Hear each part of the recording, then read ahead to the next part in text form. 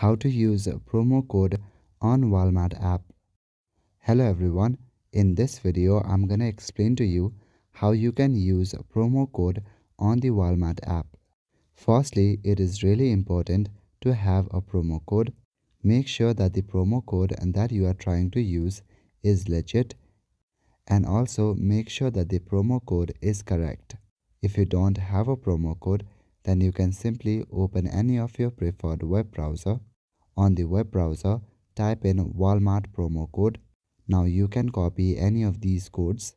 Once you have copied the code, go back to your home page and open the Walmart application. On Walmart, add items that you want to purchase to your cart.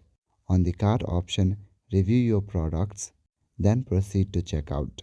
On the checkout section, you should see the apply promo code option.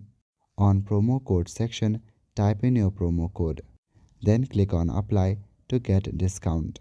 So that is it for this video. I will see you in the next one. Thank you.